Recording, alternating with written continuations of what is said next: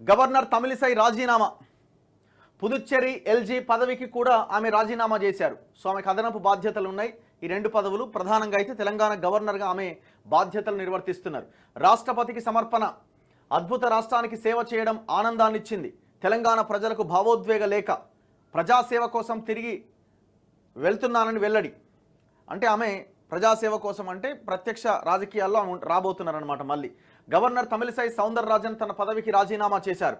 Puducherry incharge lieutenant governor LG పదవికి సైతం రాజీనామా సమర్పించారు. ఈ మేరకు లేఖను రాష్ట్రపతి ద్రౌపది ముర్ముకు సోమవారం పంపించారు.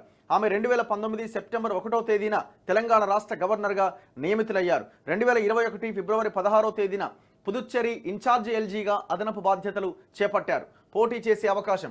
తమిళిసై తిరిగి ప్రత్యక్ష రాజకీయాల్లోకి వస్తారని గత కొంతకాలంగా ప్రచారం జరుగుతుండగా తాజాగా లోక్సభ ఎన్నికల షెడ్యూల్ విడుదలైన నేపథ్యంలో తన పదవికి ఆమె రాజీనామా సమర్పించారు. తెలంగాణ టూర్లో భాగంగా ఆదివారం రాత్రి రాజ్భవన్లో బస చేసిన ప్రధానమంత్రి నరేంద్ర మోదీతో రాజీనామా అంశాన్ని ఆమె ప్రస్తావించగా ఆయన సుముఖత వ్యక్తం చేసినట్టుగా సమాచారం. దీంతో ఒకవైపు జగిత్యాలలో బీజేపీ బహిరంగ సభలో పాల్గొనడానికి ప్రధాని బయలుదేరి వెళ్లగానే తమిళిసై రాజీనామా నిర్ణయాన్ని ప్రకటించారు. త్వరలో జరగబోతున్న లోక్సభ ఎన్నికల్లో దక్షిణ చెన్నై లేదా పుదుచ్చేరి ఏదైనా ఒక నియోజకవర్గం నుంచి పోటీ చేసే అవకాశం ఉందని సమాచారం అట.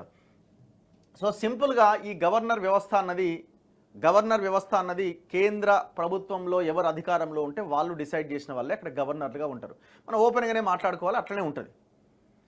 సో వాళ్ళకి సంబంధించిన వాళ్ళకి ఎవరికైనా పదవులు రానప్పుడు, సీనియర్లు ఉన్నప్పుడు, కేంద్ర మంత్రులు ఎవరైనా వాళ్ళ పదవీ కాలం అయిపోయినప్పుడు బండారు దత్తాత్రేయ గారు హిమాచల్ ప్రదేశ్ గవర్నర్గా ఉన్నారు. సో ఆ కేంద్రంలో అధికారంలో ఉన్న పార్టీలు వాళ్ళకు అనుకూలంగా ఉన్న మనుషులని, పార్టీ నాయకులను నియమించుకుంటుంది.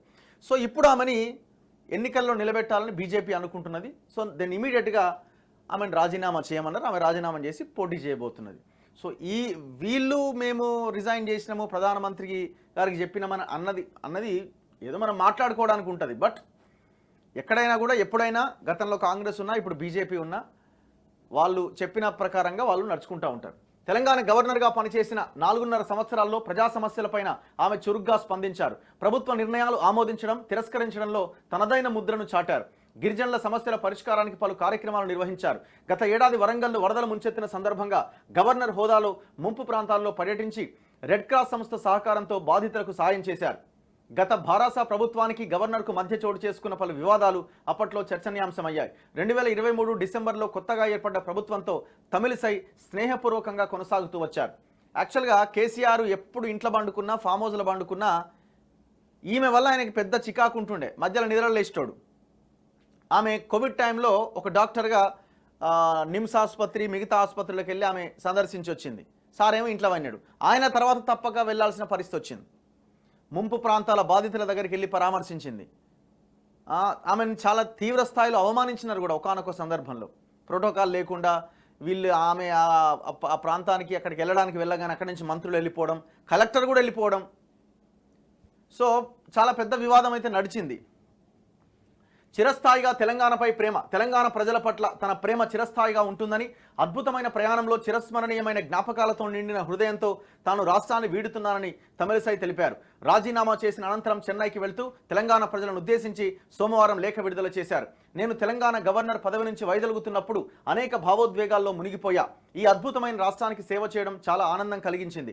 అన్నింటికీ మించి నా సోదర సోదరీమణుల ఆప్యాయత నన్ను బాగా ఆకట్టుకుంది. నేను బాధ్యతలు చేపట్టినప్పటి నుంచి ప్రజలు అక్కగా ఆదరించారు.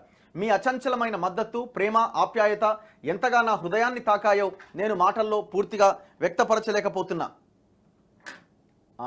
అందరం కలిసి రాష్ట్ర ప్రగతికి పాటుపడ్డాం. బోనాలు, బతుకమ్మ తదితర పండుగలు జరుపుకున్నాం. మీలో ప్రతి ఒక్కరికి కృతజ్ఞతలు తెలుపుతున్నా అని లేఖలో పేర్కొన్నారు. అంతకుముందు మీడియాతో మాట్లాడుతూ ప్రజాసేవ కోసం తిరిగి వెళ్తున్నా, క్రియాశీల రాజకీయాల్లోకి మళ్లీ వస్తున్నా, అందుకే రాజీనామా చేశా.